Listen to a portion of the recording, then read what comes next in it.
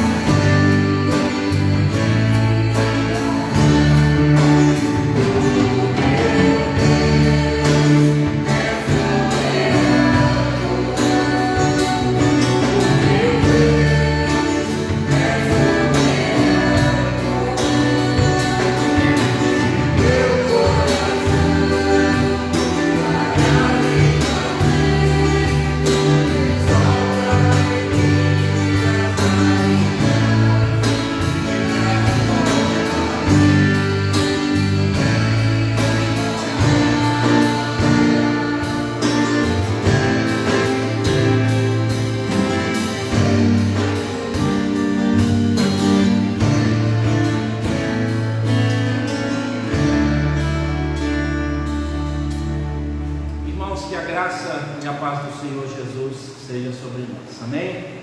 Nós vamos louvar o nome do Senhor e que esse momento seja único, exclusivamente reservado para louvor, honra e glória do nome do nosso Deus. Nós vamos iniciar lendo o Salmo de número 125, declarando a nossa fé em Cristo Jesus. Salmo de número 125.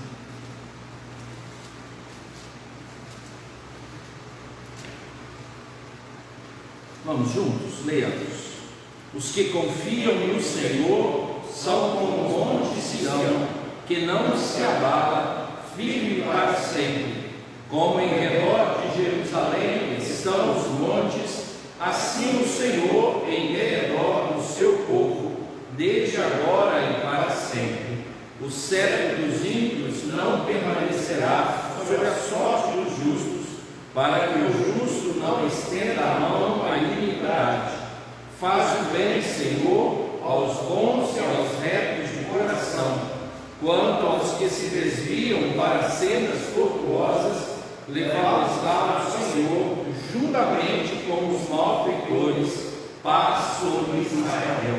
Nós vamos, irmãos, orar, pedindo a Deus que receba o nosso louvor e a nossa adoração. Ó Deus bendito, nós louvamos, nós adoramos o Senhor na beleza da tua santidade. Amém. Nós adoramos, ó Deus querido, pelo Deus que tu és, Sim. Deus santo, um Deus poderoso, Deus que criou os céus e a terra e governa tudo, ó Deus, Sim. pelo poder e pela graça do Senhor. Amém. Nós louvamos por estarmos aqui reunidos em teu nome, ó Deus, para podermos, ó Deus, juntos Sim. adorarmos e rendermos graças ao único Deus que merece o nosso louvor e a nossa adoração. Fala o nosso coração, Pai. Amém. E abre o nosso entendimento para compreendermos a vontade perfeita do Senhor para a nossa vida. É o que te pedimos com gratidão, em nome de Jesus. Amém. Amém. Irmãos, lembrando aqui da última frase, paz seja sobre Israel. A nossa nação vive em tempos difíceis. Mesmo que se estivesse em paz, nós deveríamos clamar a Deus. Nós vamos fazer uma oração, um clamor a Deus, por meio do hino 379. Nós vamos cantar esse hino, que é também uma oração, e logo após o nosso irmão Julimar nos conduzirá em uma oração, intercedendo, né, por aqueles que sofrem, aqueles que estão enlutados, aqueles que estão enfermos, e orando também pela nossa pátria, e que Deus seja gracioso para conosco. Hino 379. Amém.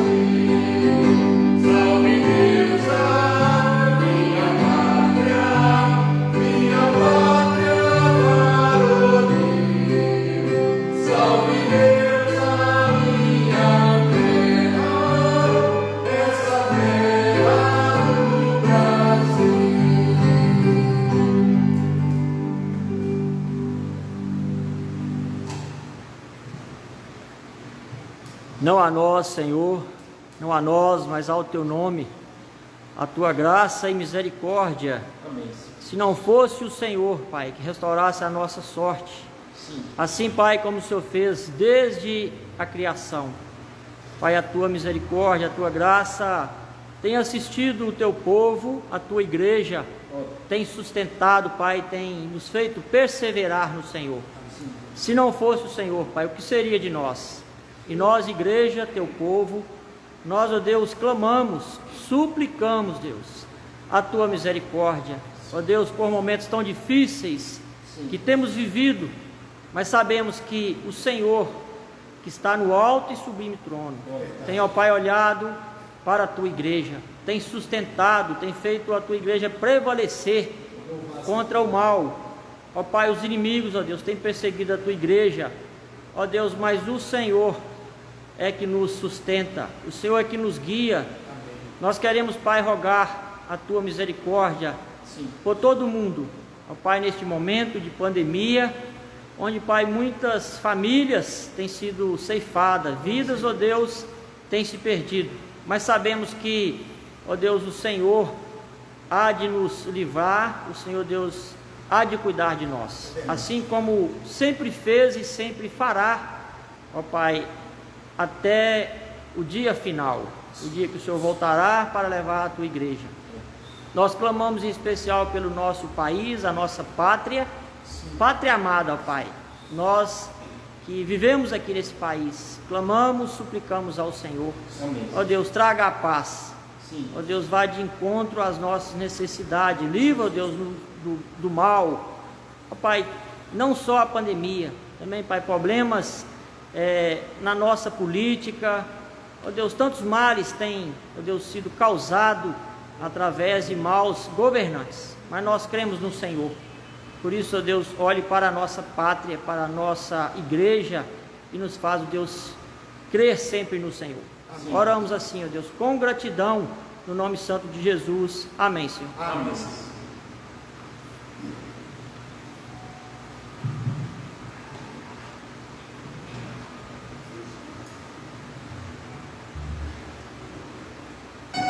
Thank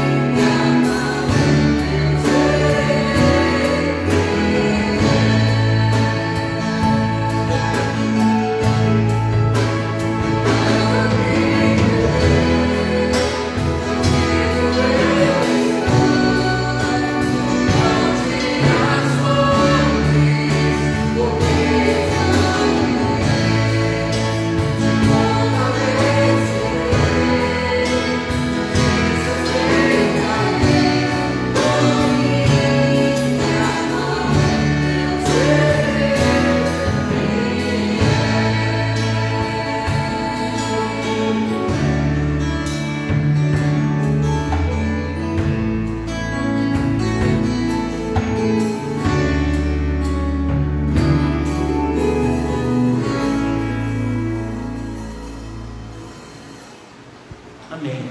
Irmãos, esse Deus que nós confiamos é que nos dá instrução diária para que nós possamos viver a cada dia. Vamos abrir as nossas Bíblias na primeira carta de Paulo aos Coríntios, capítulo de número 13. Nós leremos o verso de número 6. Primeira carta de Paulo aos Coríntios, capítulo de número 13, verso de número 6. Após a leitura do nosso irmão Diácono Leonardo, nos conduza uma oração, clamando a Deus pelo direcionamento dele sobre nossas vidas. Primeira carta de Paulo aos Coríntios, capítulo 13, verso de número 6. Diz assim: não se alegra com a injustiça, mas regozija-se com a verdade. O amor não se alegra com a injustiça, mas regozija-se com a verdade.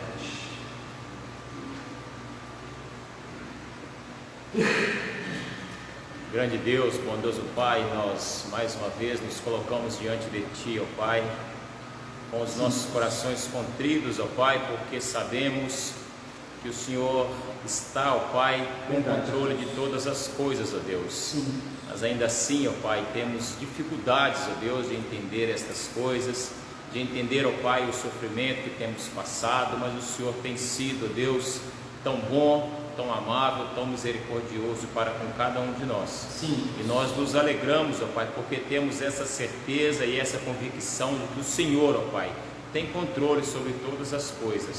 Por mais que seja difícil, ó Pai, de entender, por mais que seja difícil, ó Pai, de acreditarmos, ó Deus, em dias melhores, mas sabemos, ó Pai, que a Tua bondade, a Tua misericórdia está sobre a vida dos Teus servos, ó Pai, está sobre a vida daqueles que Te amam, Deus, daqueles que têm o Senhor como nosso protetor. Sim. Ó Deus, agora neste momento nós pedimos que o Senhor venha abençoar o Teu servo, Deus, pastor Alex, que vai nos trazer a mensagem, que o Senhor possa direcioná-lo, Deus, a falar de Ti, que o Senhor possa usá-lo, ó Pai, como a Tua boca aqui neste momento, neste lugar, não apenas para nós aqui na igreja, mas para aqueles que vão estar assistindo online, que o Senhor, ó Deus, seja, ó Pai, o objetivo principal dessa adoração. Em nome de Jesus, nós entregamos, ó Pai, as nossas vidas e pedimos o perdão pelos nossos pecados. Amém. Amém. Irmãos, o texto que nós lemos aqui diz que o amor não festeja quando o outro rasteja. O amor não se alegra com a injustiça, com o mal feito, com o vício, com o pecado. Quem ama não fica alegre quando alguém faz ou sofre o mal. A verdade é o bem e a injustiça é o mal. Não que essa pessoa faça o mal contra a outra, mas como ela vê o mal que as outras pessoas sofrem. Em Corinto, a igreja sofria disso. Porque se você ler a carta, você vai perceber que o maior rival que a igreja de Corinto colocou, até o ponto de desejar que ele não fosse bem sucedido, foi o apóstolo Paulo. Eles tentavam de tudo, difamar, caluniar e fazer com que o nome do apóstolo Paulo fosse jogado na lama. Quem o apóstolo Paulo devotou atenção, cuidado e ensino. Então, a segunda carta que ele escreveu aos crentes na igreja de Corinto, ele fala justamente, ele disse: olha, eu me desdobrei no zelo e vocês me tratam desse modo. E aí o apóstolo Paulo faz uma defesa, e você vê que ele é extremamente contundente na sua defesa, para provar quem ele é, enquanto que a igreja de Corinto estava desprezando. Mas o apóstolo havia escrito uma outra carta, e pode ser que isso tenha trazido profunda ofensa, e essas pessoas estavam agora mirando, toda a sua artilharia contra o apóstolo Paulo, para poder fazer com que ninguém reconhecesse mais o ensino dele, e nem tampouco a vida dele. Então, ler a segunda carta que Paulo escreveu aos Coríntios, você vai ver ele se defendendo e falando do quanto ele estava ofendido pelo trato que aquela igreja estava dando, levando em consideração que também no meio da igreja, no seio da igreja, você encontrava pessoas que tinham sentimentos assim, que parece que eles preferiam que o mal prosperasse, porque eles estavam divididos em 4 grupos, e eles estavam se atacando, degladiando-se. Dentro dessa igreja, o pecado havia estado como que uma celebração. Então as pessoas estavam desonrando seus corpos por meio da idolatria e da orgia. Os 2 motivos, que Paulo escreve para dizer para eles: o corpo de vocês é templo do Espírito Santo, vocês não devem fazer isso. Ele fala sobre o pecado de um filho que estava tendo um caso com a madrasta. E aí então ele fala assim: nem se nomeiem pecados como esse no meio de vocês. Vocês chegaram a um ponto que tem irmãos aí que estão levando no tribunal outro irmão porque vocês não conseguiram tratar, ou seja, um desejando o mal do outro. Então o apóstolo Paulo, ele não está falando de algo que ele não estava vivendo com aquela igreja, mas ele é extremamente objetivo quando ele lista esses 15 itens para definir o que é o amor. Ele diz nesse momento: o amor não se alegra com a injustiça, com o mal feito, com a falsidade. Não é para dizer e nem contar às pessoas aquilo que é injusto. E o apóstolo Paulo, nesse item, agora ele trata sobre o bem e o mal que nós podemos carregar dentro de nós. O que te alegra? Você já foi pego celebrando a derrota, a vergonha e a ruína do outro? Já nasceu lá no seu coração aquele desejo de dizer um bem feito, não porque houve uma lição, mas porque você amou ver a desgraça do outro, seu colega de sala de aula, seu vizinho, seu colega de trabalho, alguém da igreja, alguém que disputa autoridade com você, alguém que vive ao seu lado. Isso é possível acontecer. Por isso o apóstolo Paulo trata como essa possibilidade. Olha para você ver o que Deus fala sobre isso, em Provérbios capítulo de número 6. Ele fala justamente sobre essa possibilidade de nos acompanhar sentimentos tão ruins, tão profundos e tão sérios, que às vezes a gente tem vergonha de dizer que a gente celebra. Mas olha para você ver Provérbios sendo escrito ao povo de Israel, Provérbios capítulo de número 6, do verso 12 em diante.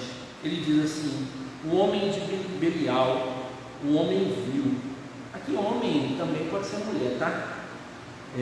O homem aqui, ainda que a expressão seja masculino, mas a aplicabilidade é para homem e para mulher.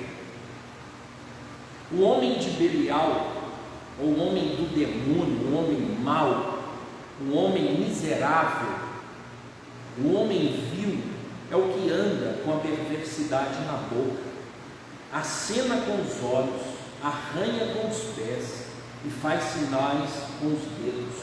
No seu coração a perversidade, todo o tempo maquina o mal, anda semeando contendas. Pelo que sua destruição virá repentinamente, subitamente, será quebrantado sem que haja cura. 6 coisas o Senhor aborrece, e a 7ª sua alma abomina: olhos altivos, língua mentirosa, mãos que derramam sangue inocente, coração que trama projetos iníquos, pés que se apressam a correr para o mal, testemunha falsa, que profere mentiras, e o que semeia contenda entre os irmãos. Aqui, irmãos, a tradução poderia ser: não dirás falso testemunho contra o teu irmão. É isso que Paulo está dizendo. Paulo está dizendo que as pessoas estavam celebrando a injustiça. Ou seja, ele diz assim: se você está sofrendo uma injustiça, eu não me importo, muito pelo contrário, eu acho bem feito, é isso mesmo, porque eu não sou simpático a você. E aí então, para você celebrar a injustiça, você é capaz de dar falso testemunho, contar mentira, inventar história. Você se torna um bisbilhoteiro, um mexeriqueiro quê? Para que o mal do outro seja a sua alegria, seja a sua glória. A infâmia é o seu alimento. Quanto mais falarem mal dessa pessoa, quanto mais destruírem a imagem dela, é isso que eu quero. E era justamente isso que estava acontecendo na igreja de Corinto. Agora, irmãos, eu preciso transpor o tempo. Eu sei a história. E agora, como é que eu lido com isso? O que é que produz alegria no seu coração? O que você tem celebrado? Se algum dia você foi pego de surpresa, de forma não intencional, com um desejo e um sorriso no canto da boca pela desgraça do outro, para que você até pudesse dizer, viu, é vingança de Deus, mas na verdade Deus nem está envolvido nessa história. É na verdade um desejo de celebrar a infâmia, o mau nome, e dizer assim, bem feito, ele vai ser destruído. Irmãos, eu trabalhei um tempo no comércio, e no comércio que eu trabalhei era um comércio de vendedores, então a gente disputava preço e clientes. E olha, cada reunião que a gente tinha, eu percebia um querendo degladiar e vencer o outro, e até mesmo difamar para que ele não consiga pegar ou conseguisse pegar os melhores vendedores ou as melhores localidades para venda. E agora, quando eu participei de alguns leilões, eles tramando o modo do outro se dar mal para que possa dar bem. A gente vê o ambiente político ele sendo tratado assim. Então, se a gente dividir aqui em 3 sistemas, direita, meio e esquerda, cada um desejando o mal do outro, porque o mal do outro é o meu sucesso. O outro sendo apequenado, infamado, o nome dele sendo jogado na lama é sinal de que eu estou bem. De vez em quando nós encontramos no meio comercial empresários que desejam que o outro quebre para que ele possa lucrar mais. Agora, irmãos, o que mais assusta, mas é natural, embora seja errado, o apóstolo Paulo está falando sobre essa competitividade e o desejo da desgraça do outro dentro da igreja. Ele está falando que é possível sair do CNPJ, sair do universo da competição comercial, sair do mundo político e entrar no mundo eclesiástico, entre os crentes, entre os santos. Pastor, será que isso acontecia só naquela época? Não, acontece nos dias de hoje. Pastor, se acontece hoje e aconteceu há 2000 anos, antes também acontecia? Vai aí na sua Bíblia em Levíticos, capítulo 19, para você ver se Deus já se preocupava com o problema entre os irmãos. Como é que eles se tratariam? Levítico 19, do verso 11 até o verso 18. Olha o que Moisés registrou para que o povo se comportasse direito. Diz: não furtareis, nem mentireis, nem usareis de falsidade contra cada um com o seu irmão. Levítico 19, 11, 12 em diante. Nem jurareis falso pelo seu nome, pois profanaríeis o nome do vosso Deus. Eu sou o Senhor. Não oprimirás o teu próximo, nem roubarás. A paga do jordaleiro não ficará contigo até pela manhã. Não amaldiçoarás o surdo, nem porás tropeço diante do cego. Não temerás o teu Deus, eu sou o Senhor. Desculpa, mas temerás o teu Deus, eu sou o Senhor. Não farás injustiça no juízo, nem favorecendo o pobre, e nem comprazendo ao grande. Com justiça julgarás o teu próximo. Não andarás como mexeriqueiro entre o teu povo.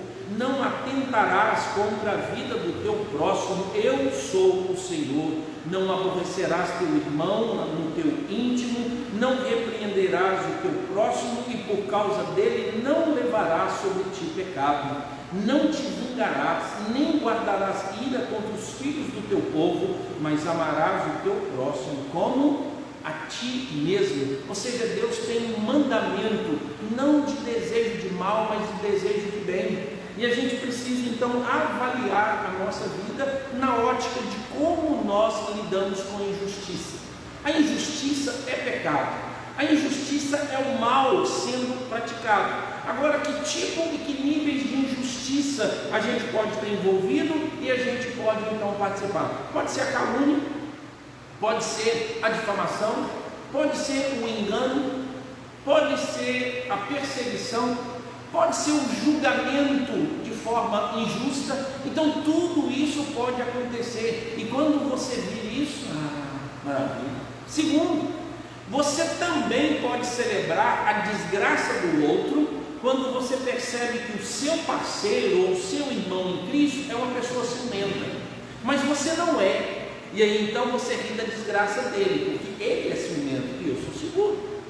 E aí então você percebe que esse irmão tem um outro vício, e você então não tem pena dele, você não tem misericórdia dele, você não tem empatia. Por exemplo, às vezes ele tem dívidas, enquanto que você é uma pessoa bem controlada, e aí você conta para todo mundo a história do desgraçado irmão em Cristo, que não administra bem o seu dinheiro, mas você diz, mas eu não, eu sempre fiz assim. E isso é um modo disfarçado de rir da desgraça do outro. Quando você diz que o seu casamento está bem, mas sabe de 5 irmãos da igreja que o casamento está desgraçado, qual é o seu interesse?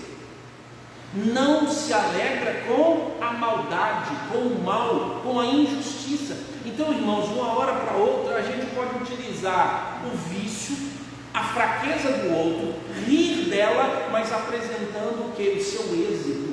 Então é muito fácil, quando você tem êxito, rir daquele que que perdeu e não conseguiu vencer, em vez de ter misericórdia. Então você pode ver as pessoas fazendo mal e ficar calado. Muito pelo contrário, rir ainda porque as pessoas estão difamando.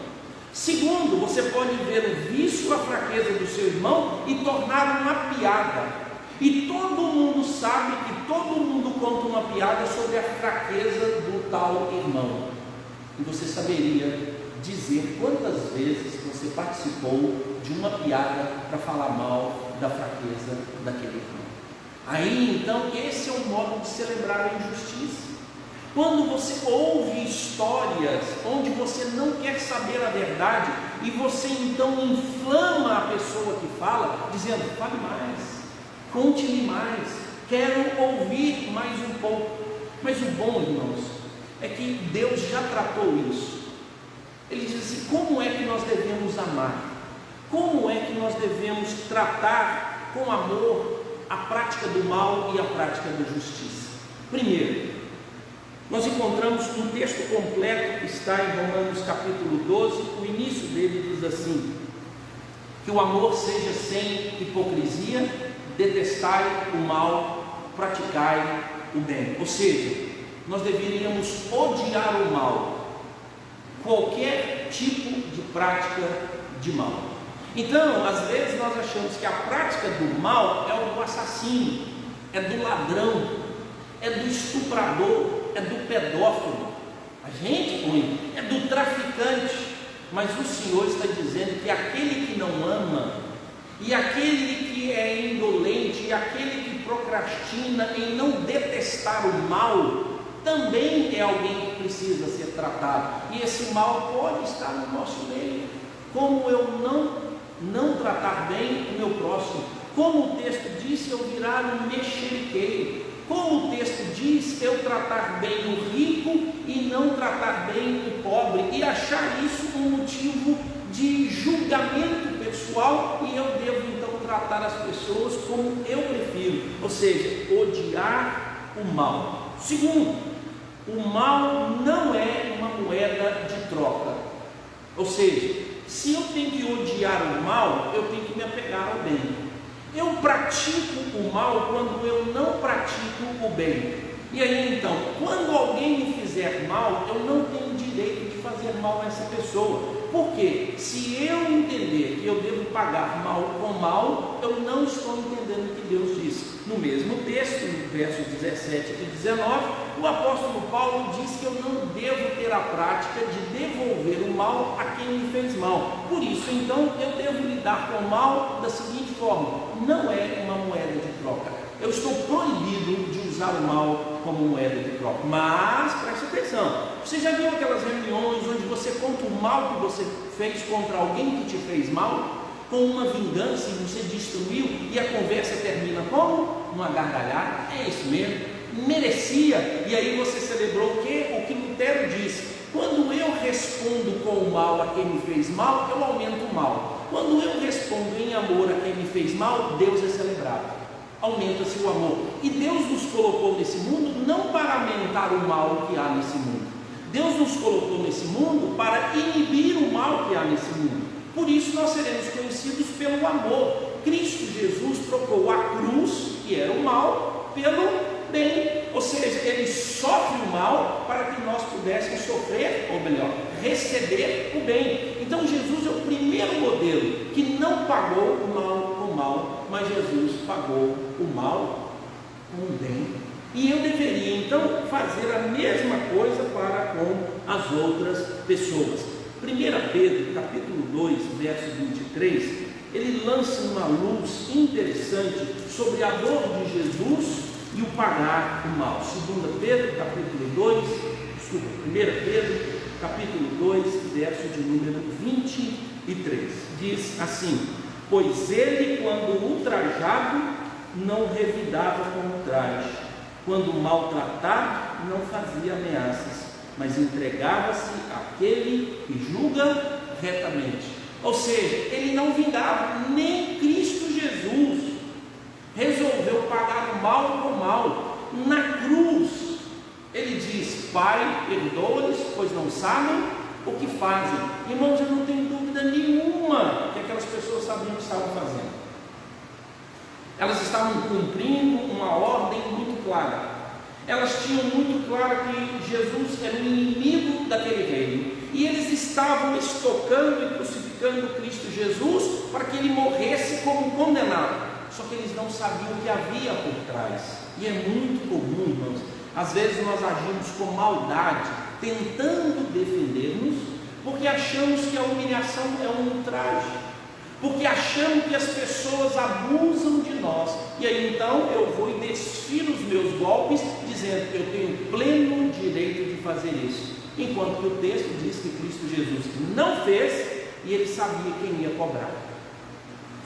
Terceiro, o mal deve ser vencido. Então nós temos obrigação de vencer o mal. Mas pastor, como é que faz isso? Do modo em que Jesus venceu o mal. Como é que o apóstolo Paulo diz que nós vencemos o mal? Abra aí a sua Bíblia, Romanos capítulo 12. Romanos capítulo 12 me ensina como vencer o mal. E aqui nem o diabo tá, irmãos? Romanos 12, verso de número 21. Ele diz assim: não te deixes vencer do mal, mas vence o mal com o bem. Não te deixes vencer do mal, mas vence o mal com o bem. Não é com oração, não é com recalcitrar, não é com imprecação. O único modo de vencer o mal é o quê? Fazendo o bem. Ou você pode utilizar o princípio que Martin Luther King utilizou. Ele diz que existem duas formas de você vencer o mal, de vencer um inimigo seu. Primeiro é você matá-lo, ou seja, todos aqueles que te fazem mal, mate-os e eles não existirão mais. Você venceu o mal. Aí ele diz: mas esse não é o ensinamento bíblico. Nós não devemos matar. Aí ele diz: o segundo é cristão. Torne o seu inimigo seu amigo, o seu destruidor. Você acabou com o mal que lhe é feito. Irmãos, é mais difícil? Com certeza. A Bíblia nos diz isso. E eu preciso ouvir isso. Eu preciso saber o que Deus pensa. E eu quero entender como Deus quer que eu ame as pessoas. Mas no nosso coração, a partir das séries que nós assistimos, dos programas de televisão, dos ensinamentos das nossas famílias, dos conselhos dos nossos amigos, qual é a dica? Se alguém te fizer mal, não fica calado. Não aceite isso. Não aceite. Você vai ensinar o menino a retornar com um soco, você vai elogiar o programa, e provavelmente nenhum programa de televisão vai ser bem sucedido se ele falar do bem. Ele não dá ibope, nós não aumentamos assistir, mas se ele é da linha do Datena, dali para frente é melhor. E aí então todos os programas, livros ou material que às vezes a gente percebe que ele lê, que ele incentiva mais, a gente quer lê-los. E ele é muito mais divulgado. As pessoas que fazem mal são muito mais bem conhecidas, muito mais ouvidas. Nós não sabemos o nome das pessoas que estão fazendo o bem nesse mundo, mas não temos dúvida nenhuma que sabemos o nome das pessoas que estão fazendo o mal. Não tenho dúvida. A gente sabe o nome das pessoas que mais fazem mal. E quando as pessoas fazem bem, a gente não quer divulgar. Primeira coisa que nós fazemos quando alguém faz o bem, a Bíblia diz que não é para falar o nome de quem faz o bem. A Bíblia nunca disse isso. A Bíblia nunca proibiu de você divulgar que faz o bem. Nunca. A Bíblia proíbe o arrogante que faz o bem, enganando, porque ele quer aparecer, mas ele não deveria aparecer. Aí é diferente. Então alguns, numa falsa modéstia, diz, mas Deus diz que o bem que você faz, ninguém deve saber. A Bíblia não diz isso, irmão. A Bíblia diz que a oração de espetáculo não vale nada, então vai para o seu quarto. O jejum de espetáculo não vale nada, é como comer terra, tem valor nenhum. Ajudar os pobres vai ser muito mais valioso do que o jejum que você fez. E aí ele diz a terceira coisa: dar esmola não tem sentido nenhum se você quer aparecer aos homens, pois quem dá aos pobres empresta para quem? Para Deus. É Deus que tem que ver. Então toda vez que você faz para impressionar as pessoas, num certo sentido, quando elas ridicularizam, chamam você de espetaculoso, ela deu já para você o mérito. Cristo Jesus está criticando isso. Cristo Jesus não disse que o lugar certo de orar é no seu quarto. Cristo Jesus disse que tem que orar. E se você acha que o único lugar de orar é no quarto, você entendeu o texto errado. O lugar do quarto é quando você é orgulhoso e quer aparecer, aí vai para o seu quarto. A Bíblia nunca disse que é para ir para o quarto orar, porque lá é melhor. Nunca. A Bíblia diz que é para orar. Mas se você quer orar em público e para as pessoas elogiarem você, então enfurna lá naquele quarto, que aí você quebra o seu orgulho, e lá naquele quartinho que ninguém está te vendo, você vai ser mais honesto e não vai ser hipócrita. É isso que ele está dizendo. Se você quer dar dinheiro às pessoas, mas primeiro você quer tirar uma foto para que todo mundo veja e orgulhe-se do que você é e elogie você, eles não dê nada. Não dê, porque não tem sentido. E Deus olhando assim, eu tenho muito mais para dar. É melhor você não dar. Você está arrumando uma dívida para você. Você está arrumando um problema. Por isso, irmãos, fazer o bem é algo que nós temos que fazer e divulgar e promover o bem. Dizer às pessoas que nós somos a favor do bem e não da maldade, e não da injustiça. Mas nós vivemos um mundo em que a injustiça, ela reina. Por isso que Cristo Jesus vai dizer que nós devemos amar o próximo como Ele nos amou. Por último, o mal deve, põe isso na sua cabeça, hein? O mal deve ser punido. Ué, pastor, nós estamos conversando, é tudo ao contrário? Irmãos, o texto diz, olha o que o texto diz, Romanos 12, verso 18, 17 em diante: não torneis a ninguém mal por mal, esforçai-vos por fazer o bem perante todos os homens. Se possível, quanto depender de vós, tende paz com todos os homens. Não vos vingueis a vós mesmos, amados, mas dai lugar à ira, porque está escrito. Olha o que está escrito: a mim me pertence a vingança, eu é que retribuirei, diz o Senhor. Pedro disse que tudo que Jesus sofreu, Deus cobraria. Paulo está dizendo que tudo que você sofrer, Deus vingará. Não você. Você está proibido de fazer isso. Você está proibido de vingar. Você está proibido de rir da desgraça do outro, porque você acha que o outro tem que ir de mal a pior, porque ele é uma pessoa muito má, ou porque o seu coração é assim. Então, irmãos, a vingança virá um dia, não tenha dúvida. Irmãos, quando nós lemos tanto o Antigo Testamento, especialmente os profetas, e quando chegamos em Apocalipse, a resposta é essa: o dia da vingança do nosso Deus. Ou seja, Deus pesará todas as nossas obras, Deus contará todos os nossos feitos, e Ele vai ver quem foi injusto, quem não praticou a justiça, e nesse dia, então, Deus exigirá a compensação. Então, a vingança pertence a Deus. Então, um cristão deve pedir a Deus a vingança no nosso coração, assim: ó Deus, nós nunca devemos ficar orando assim: ó Deus, vinga aquele ali, que aquele ali fez, aquele... Não, Senhor, está nas tuas mãos todas as minhas causas. O Senhor é quem vai tratar de todas elas. Porque, irmão, para você abrir mão do seu orgulho, do seu ego, quando alguém te humilha, e você então relevar isso, sofrer o dano, o único propósito é de agradar a Deus, porque Deus prometeu que um dia Ele vai resolver tudo isso. Então preste atenção: o mal do mundo tem que ser punido, senão Deus não é Deus. Por quê? Cristo Jesus morreu por causa de quê? Por causa do mal.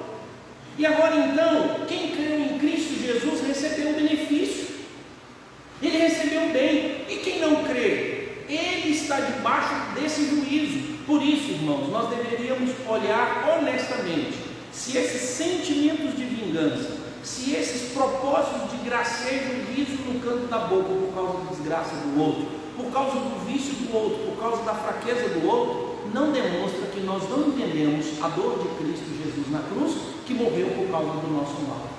Ele ainda está em nós, ele ainda está agarrado em nós, porque nós preferimos elogiar o mal, fazer o mal, divulgar o mal, do que celebrar com a verdade. Verdade aqui é o bem, tá, irmãos? Por isso, o resumo é: não dirás falso testemunho, odeie o mal, não utilize o mal como moeda de troca. O mal deve ser vencido, e você vence o mal com o bem, e Cristo Jesus é que dá a condição de você praticar esse bem. Por último, o mal deve ser punido, não por mim, não por você. Nenhum de nós tem poder e autoridade para vingar ou julgar o mal, mas quem tem é Deus. Se você continuar lendo, você vai perceber que durante a história de vida, Deus executará juízo de vingança. Por exemplo, o capítulo 13 ele fala do Estado. Ele diz que o Estado é um órgão que foi autorizado a vingar o mal. Então, se alguém chega na minha casa e comete um assassinato, a justiça vai lá e prende. Olha que o mal está sendo punido, mas ele tem ordem. No Antigo Testamento tinha os juízes, depois tiveram os reis, depois os sacerdotes, todos eles ajustando para que a ordem natural pudesse existir, e o mal está sendo punido. Então, por enquanto, Deus está tratando o mal, mas de forma mínima, de forma menor. Mas haverá um dia em que Deus punirá o mal plenamente. Presta atenção: o mal não é etéreo nesse sentido. O mal está associado à prática das pessoas. Então serão as pessoas que serão punidas por causa do mal que elas deram vazão. Quando eu rio e quando eu estabeleço um princípio de difamação daquele que está sofrendo e sofrendo injustiça. E às vezes a injustiça pode ser pelo que ele sofre, mas também pelo que ele faz. E a gente então deve olhar para aquilo que é correto. Ou seja, irmãos, é proibido alegrar-se com a injustiça. Um tombo de bicicleta, um acidente, a falência de alguém, a perda de um casamento, a morte de um ente e de um parente, A morte de uma outra pessoa, por exemplo, quando nós ouvimos as Escrituras que Deus não se alegra com a morte do ímpio, e às vezes quando uma pessoa morre, nós até soltamos um foguete dizendo graças a Deus porque se morreu. Nem isso. Esse mal não deve estar dentro de nós. Nós não devemos alimentar esse tipo de mal no nosso coração. É difícil, com certeza, mas é necessário. É extremamente necessário. O mal no outro e contra nós. No outro são as suas fraquezas, as suas quedas e etc. Como é que eu faço isso? Apresentando a minha retidão, que talvez seja aqui uma das coisas piores. Quando você vê o filho de alguém envolvido em droga, você faz o segundo discurso, porque não educou na igreja e não colocou, porque lá em casa tem ninguém envolvido com isso. Estou esperando o dia da sua decepção. Então, você está rindo da desgraça do outro, mas utilizando o quê? O seu padrão de retidão. Agora, irmãos, vamos entender, se você tem uma família que financeiramente ela está bem, ela viveu debaixo da graça do Evangelho, e uma outra família que enfrentou seus problemas financeiros, não houve trabalho, não houve educação e o vício entrou, você trata essa família como alguém que não ensinou, ou como eles não tendo também esse princípio? E aí então, por que eu vou rir da desgraça do outro e eu vou ficar feliz com o meu sucesso? Se eu entendo bem, foi Deus quem criou o pobre e o rico. Preste atenção, não foi Deus quem colocou alguém pobre e colocou alguém rico, não é isso que o texto está dizendo. Ele está dizendo que o Deus que criou a pessoa que enriqueceu é o mesmo que criou a pessoa que empobreceu-se. Então Deus é o criador das mesmas pessoas. Tiago diz, então você não pode tratar essas pessoas de modo diferente. Então você não pode celebrar com quem ganha e rir de quem perde. E às vezes, irmãos, nós fazemos isso no dia de dar presente, não por mal. Quando você tem um amigo rico, você vai no aniversário dele, você compra uma camisa básica ou compra uma boa? O padrão é ele, não você. E aí então você não quer chegar lá mal, você vai comprar a camisa de 400, de 300. Aí você tem um amigo pobre, e você vai no aniversário dele, você compra uma camisa de 30 reais.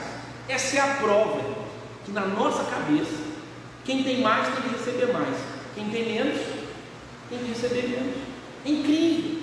E agora, diga-se de passagem, é comprovado que quem tem menos contribui muito mais do que quem tem mais, proporcionalmente.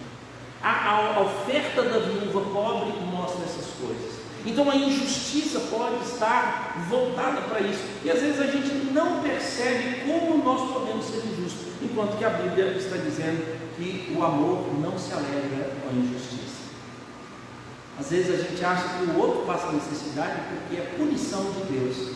Às vezes o outro tem necessidade porque você nunca quis compartilhar o que você tem. Você agiu de forma injusta, enquanto que poderia resolver o problema do outro. A injustiça pode existir a partir disso. E Deus, irmãos, ele tem um processo fantástico para lidar com isso. O primeiro dele é esse: não se alegre com injustiça. Com alguém que está sofrendo, não dê vazão, lute em favor daqueles que estão recebendo as questões, quando são tratados com justiça. Mas preste atenção, não tem nada a ver com a real, ou melhor, com a realidade política e econômica da nossa nação. Eu não estou falando disso. Eu estou falando de Levítico 19. Não favoreça o pobre e também não favoreça o grande. Trate todos os seus irmãos com justiça, né? Furar uma fila, antever ou prestar um atendimento onde todos têm, mas se você tem mais poder, você apresenta isso. É você rir daquele que está sendo injustiçado. Às vezes, irmãos, a gente não vai expandir, mas na relação eclesiástica, às vezes vai acontecer isso. Quando o outro está dando errado, você chama assim, é vingança, é o devorador, porque ele não entregou o dízimo. Mas vai lá saber a necessidade que aquela família hoje vive, e eles foram testados, e talvez se você tivesse ido lá, ele não teria atrasado o dízimo. Mas talvez pudesse responder como eu ouvi diversas vezes. Tanto eu quanto um amigo, a gente brincava com isso. Eles perguntavam: por que você entrega o dízimo? Porque sobra. É porque aí tem tido recurso suficiente ao ponto de sobrar. A gente brincava assim. Mas às vezes você só consegue entregar o dízimo que está dando para comer, está dando para se alimentar. Mas talvez você fosse o socorro para aquele irmão que não entrega o dízimo. E aí então a gente acha que a desgraça dele é porque ele não é leal, porque não é isso. Mas a gente não entende. E aí então a gente utiliza essa história com um ar de piedade para dizer a todo mundo que eu sou próspero, mas o outro está na falência, que ele é ruim, e vira então motivo de chacota, de riso para os outros. Quantas vezes? Quantas e quantas?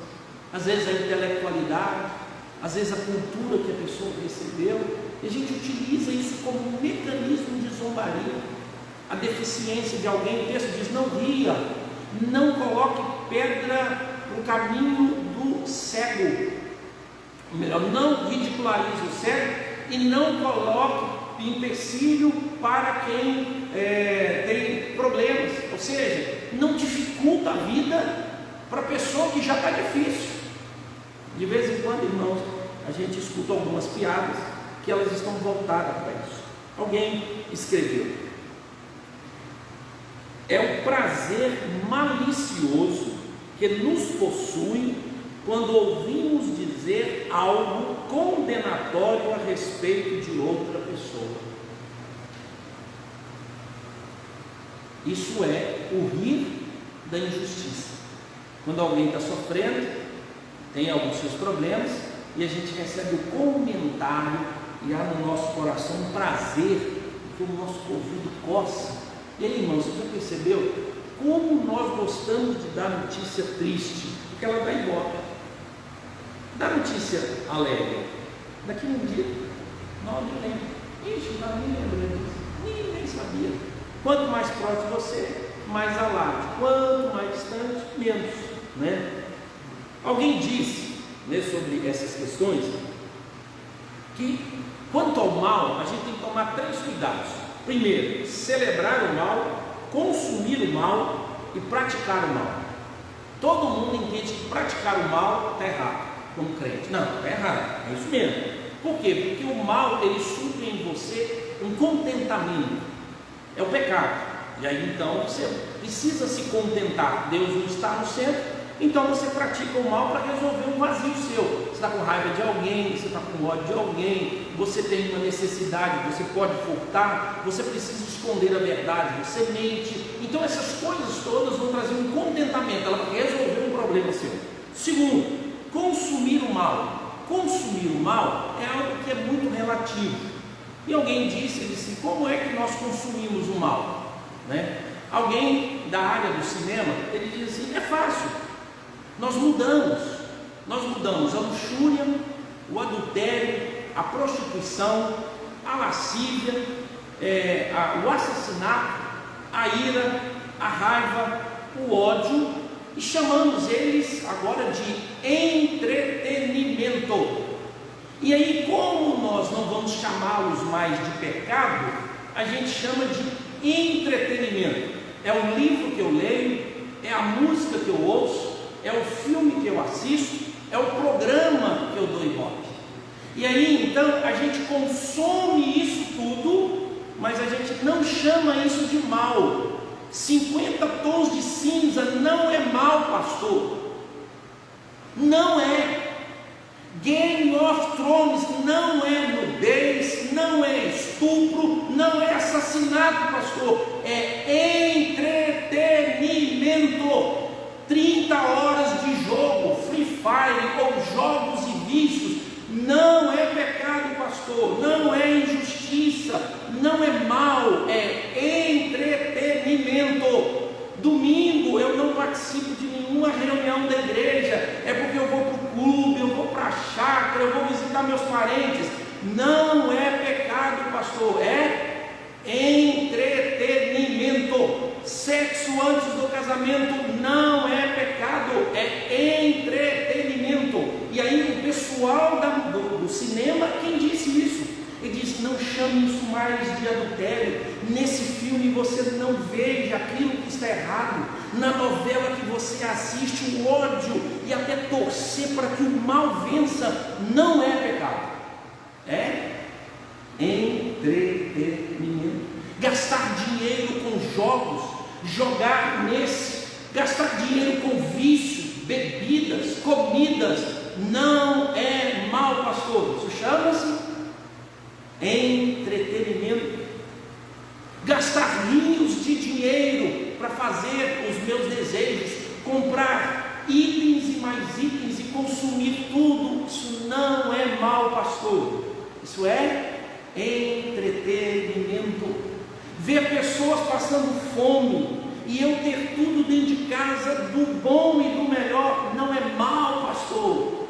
Isso chama-se conforto. A melhor televisão é entretenimento. Acho que está dando um recado, né? Tente imaginar, irmãos, nós mudamos o nome. Não estou condenando artes, por favor, é outra história. Só que esses assuntos, eles estão tão, por isso que eu falei que ele é mais complicado, tão assim. Por que eu vou financiar algo que é contra o nome de Jesus? Não, pastor, é entretenimento. Por último aqui, que é a celebração do mal, é o deleite. Então não é um pecado que você diz: não, eu cometi um negócio errado. Não é um consumo que você utilizou o nome, mas agora é prazer em ver a desgraça do outro, prazer em ver a família dele na casa. Irmãos, olha para você ver uma linha de prazer dos crentes, que eu acho ela, deixa eu achar o nome certo, ela é macabra. Pessoas doentes, aquele rapaz que está enfermo, Paulo, esqueci o nome dele aqui agora. Paulo Gustavo. Para tudo quanto é lado eu vi os crentes divulgando. Quando ele chegou perto de um padre e ridicularizou a fé cristã, e aí todo mundo: é isso mesmo, mexe com Deus, você vai ser vingado, é isso que vai acontecer, isso vai acontecer, vai acontecer. Irmãos, olha o tanto de pastor que morreu, olha o parente seu que morreu, olha um tio seu que morreu, que era gente justa. Você acha então que é simples dizer que o mal que ele está sofrendo é porque ele vilipendiou e profanou o nome de Deus? E agora tem gente que tem deleite nisso, de si mesmo. E agora, irmãos, e se ele voltar? E se ele não morrer? E o seu parente, que era muito mais crente que ele, o seu filho, o seu marido, a sua esposa, olha o nível. Por isso que eu estou falando assim, é bizarro esse pensamento. E agora, quando ele morrer, essas pessoas vão fazer o quê? Glória a Deus, aleluia. Irmãos, isso não arranha a imagem de Deus. Mas agora, eu desejar o mal, e eu estimular o mal, e eu financiar e alimentar esse mal, é isso aqui. É rir da desgraça do outro. O amor, ele não celebra a injustiça. Não celebra. Cristo Jesus teve um amor profundo, ele foi misericordioso. Vai ter o dia da justiça, mas não compete a mim. Não compete a mim. Mais um. O exemplo mais sórdido que a gente tem sobre o desejar o mal do outro é um termo que a gente encontra por aí. O termo vem de conversa, que é mais ou menos assim. Sabe quando você escuta alguém cochichando com o outro, fazendo assim? As crianças sabem, vem cá, cochicha aqui, aí vem cá, molha o seu ouvido todo, baba, aí você fica todo feliz. Agora comigo. Então, desse termo, no latim, surgiu um termo chamado bisbi. Bisbilhoteiro. Não é fofoqueiro, irmãos, tá? Fofoqueiro é uma língua, mas ele está na linha mais pérfida que nós encontramos. E, irmãos, eu já vi essa turma na igreja. E eu peço a Deus para que não visite meu coração com esses sentimentos. Mas de vez em quando, porque você não é muito simpático com alguém, quase que você se torna um bisbilhoteiro. Eu escrevi aqui, assim, isso não é só para mulher não, tá? Tem uma ideia de que fofoqueiro ou bisbilhoteiro é só mulher. Eu falei, já caiu, gente. Não existe. Eu apresento, eu vejo que as mulheres têm maior facilidade. E a gente percebe que algumas, não por ser mulher, mas é uma característica de uma raiva muito mais profunda e até uma vingança. Mas olha, o que eu já vi de homens, a gente luta por isso. Uma reunião, às vezes, que deveria ser então algo particular, todo mundo fica conhecendo. É a fofoca. Mas o bisbilhoteiro tem um poder maior. Eu escrevi aqui. Os bisbilhoteiros se regozijam com o mal. Ele espera absorver o mal. Pastor, tem gente que faz isso? Levanta a mão. Ao contarem as suas histórias sobre outras pessoas, usualmente em versão expandida, dramatizada, né? O bisbilhoteiro, ele precisa dar valor à notícia que ele está fazendo, porque ele quer te seduzir, ele quer te cativar. Então ele vai fazer que aquela história se torne uma história atraente. Ele precisa então exagerar nessa história. Ele vai mais um pouco. Uma versão expandida, ele se torna culpado de regozijar-se com o mal, porque ele embeleza essa narrativa para seduzir você, mas faz parte do prazer dele. E ele começa assim: se ficou sabendo? Te contaram? Do nada. E aí, viu o que fulano fez? Rapaz, vou te contar. Mas eu não conto para ninguém não. Estou até preocupado. Olha o que pode acontecer. Bisbilhoteiro é assim, porque ele quer que você seja parceiro disso, porque a alegria dele está em compartilhar com você. Ele disse: eu vou contar mais um, porque eu estou feliz com o mal que aconteceu. Pastor, alguém vai dizer: pastor, essa pessoa é doente mental. Não é não, ela é pecadora. Ela é pecadora. Continua mais um pouco. Muitos deles se disfarçam de pessoas morais, ultra sensíveis. Ficou sabendo que a esposa do fulano traiu? Terrível, né? Dó do cara. Que mulher é essa? O cara deu tudo. Doido para você entrar. Ele está jogando para que você comece também a falar mal. Mas se você diz assim: irmão, o que você tem a ver com isso? Ele diz: que isso, irmão? Sou sensível, sou espiritual, piedoso, estou preocupado, não estou falando mal não. Ah, irmãos, como eu gostaria de fazer isso direito. Você percebe que a pessoa ao longo da história, ela não apresenta um João, ela apresenta um João que traiu a esposa dele, que tinha traído ele há 5 anos. O que tem a ver a traição? Não, só para você saber. Você não sabia, não? Vou te contar a história dessa pessoa. Não pedi. Mais um pouco. Muitos deles disfarçam-se de pessoas morais, ultrassensíveis, extremamente chocadas pelo que ficaram sabendo, como se fossem contribuintes ou reformadores, que contam as suas histórias, que o único objetivo deles é resolver o problema de quem errou. Mas preste atenção, ele nunca procurou essa pessoa, ele nunca deu suporte a essa pessoa. Se essa pessoa é amiga dele, ele não conta a história assim, ele conta a história de modo diferente, nem conta para as pessoas, porque ele usa toda essa máscara como bisbilhoteiro, que tem prazer em ver a desgraça do outro. É diferente do fofoqueiro. O fofoqueiro está num caminho, mas o bisbilhoteiro ele tem prazer nessa desgraça. Ou seja, mas é pura hipocrisia. O reformador, ou a pessoa que quer ajudar, ela coloca-se em segunda instância. Ela não sai contando para as outras pessoas, porque quando ela divulga, ela se colocou na primeira instância. Se ela coloca-se em segunda instância, ela diz que a pessoa que sofre é mais importante que ela. Por isso ela vai até a pessoa que sofre e quer saber disso, que eu quero te ajudar, em silêncio. Mas se ela é a divulgadora em primeiro, ela colocou a pessoa em segundo. E preste atenção, em terceiro, quarto ou quinto, porque provavelmente ele não está contando essa história para a pessoa, está contando para outras pessoas. E as outras pessoas, não fala, está sabendo? Daí a pouco a gente ouve aquilo assim, todo mundo está sabendo a sua história. Eu digo, como? Está rodando por aí. 3 verdades. O bisbilhoteiro causa dano a si mesmo, que é impossível, irmãos, debaixo da justiça de Deus, você fazer ao mal ao seu próximo e não sofrer, porque é mal, e Deus vai punir o mal, uma hora ou outra. E preste atenção, os bisbilhoteiros são conhecidos no local de trabalho, na política, na escola e na igreja e dentro de casa. A gente sabe, e a gente não confia nessas pessoas. Elas precisam ser expostas. Elas precisam ser expostas.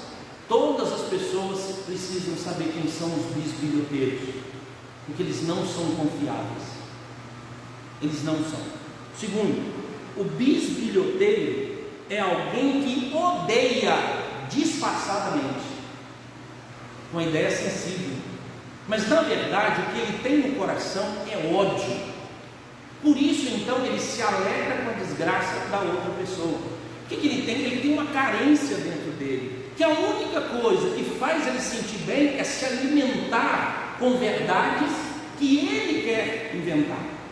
E aí então ele fica feliz, e ele vai contar para um, vai contar para outro, vai contar para o outro, vai contar para o outro, vai contar para o outro, para o outro, para o outro, para o outro, sempre com ar de espiritualidade, sempre com ar sensível de humildade. Terceiro, o bisbilhoteiro, ele não deve ser encorajado em nenhum ambiente a trazer as suas histórias. Ele precisa ser exposto, como o apóstolo Paulo diz: Alexandre o latoeiro me causou muitos males.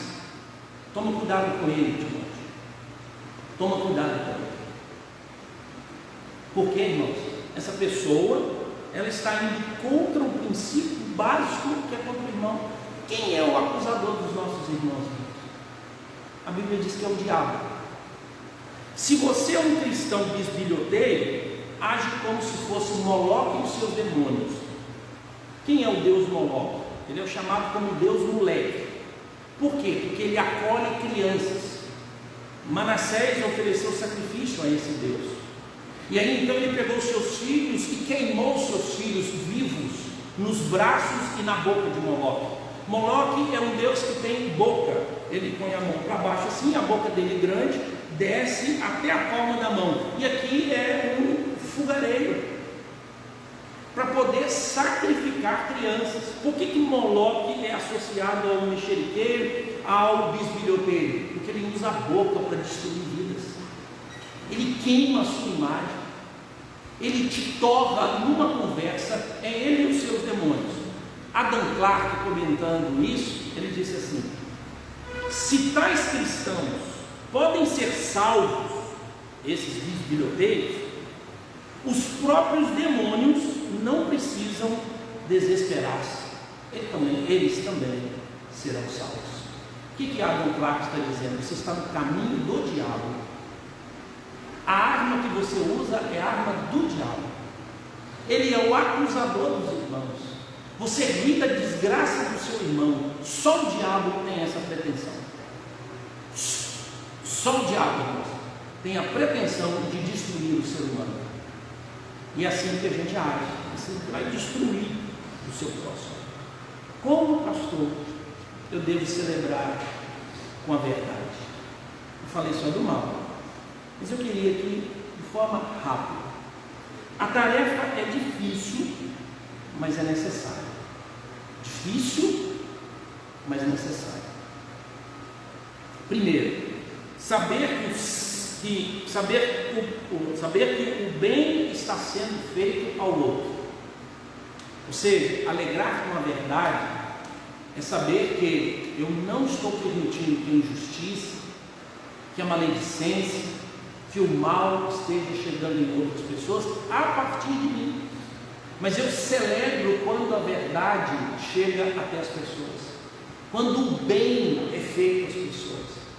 Por isso eu não devo celebrar com injustiça, mas devo celebrar a verdade. Segundo, saber que existe um processo espiritual.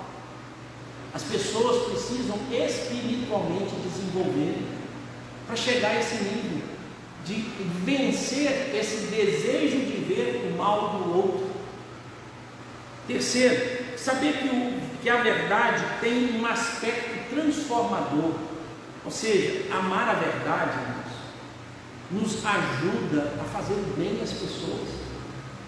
A verdade precisa ser proclamada, e quando eu amo a verdade, eu vou ser justo, eu vou ser honesto. Sabe por que às vezes a gente opta pela injustiça?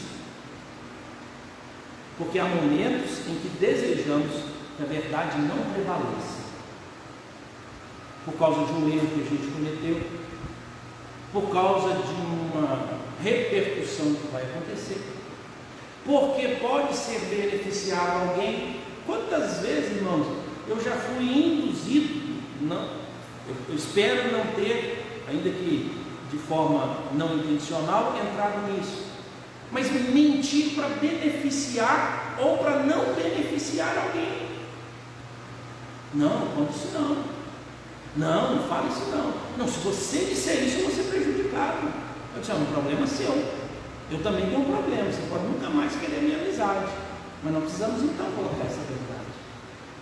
Por último, saber que a verdade tem um aspecto transformador. Penúltimo, saber que o triunfo do outro pode me causar alegria, ou seja, ver as pessoas bem-sucedidas, alegrar com o sucesso do outro e não rir da desgraça, até mesmo contribuir para o sucesso do outro. É comum o ciúme e a inveja baterem a porta porque o outro está bem-sucedido, porque o outro conseguiu isso, porque o outro conquistou, enquanto que o texto bíblico diz que de modo algum deve existir isso no nosso meio. Um último autor, que eu li, ele escreveu assim: o amor cristão não deseja esconder a verdade, é o suficientemente valente para enfrentá-la. Ou seja, às vezes a gente opta pela injustiça porque a gente não tem coragem de enfrentar a verdade, e aí então a gente opta pela mentira, até pela injustiça. Por quê? Porque eu não vou aguentar essa verdade, eu vou ter que contar isso. Mas ele diz que o amor cristão nos leva a ponto de ser valentes o suficiente para encarar essa verdade. E ele termina dizendo: não tem nada a esconder e, portanto, se alegra quando a verdade prevalece. Irmãos, é muito comum ser abordado no trânsito. Eu já fui multado algumas vezes. Velocidade no trânsito, estar sem documento ou estar com documento vencido. O restante foram multas distantes, ou foi um radar, alguma coisa, por 3 vezes. 2 vezes foi me apresentada uma proposta de ajuda para me liberar. De 3 vezes, um era crente. Nas 3 vezes eu disse para eles: o que você tem de fazer, faça. Uma delas, estava eu e Juliana voltando de Teófilo Otoni, Juliana grávida do Arthur, em setembro, 17 de setembro de 2002.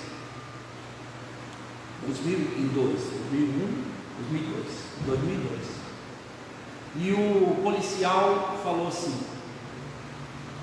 mas eu não estou desqualificando o policial, é o episódio em que a verdade, apesar do prejuízo, eu preferi. E ele disse: eu posso escrever aqui na sua multa diferente e liberar o seu carro para você ir até a Valadares, porque sua esposa está grávida. E aí eu disse a ele: amigo, o que você tem de fazer, faça. Eu estou sem o documento, você tem que reter meu carro. Só isso. Aí eu falei assim: eu só quero uma informação. onde tem o hotel mais próximo aqui, que é o Flotão. Todas as vezes as propostas foram essas: deixa eu fazer diferente, deixa eu fazer de um modo. Isso, irmãos, é não amar a verdade. Na nossa casa, na faculdade, com os nossos amigos, com os nossos parentes. Então isso é aquilo que Deus espera de nós.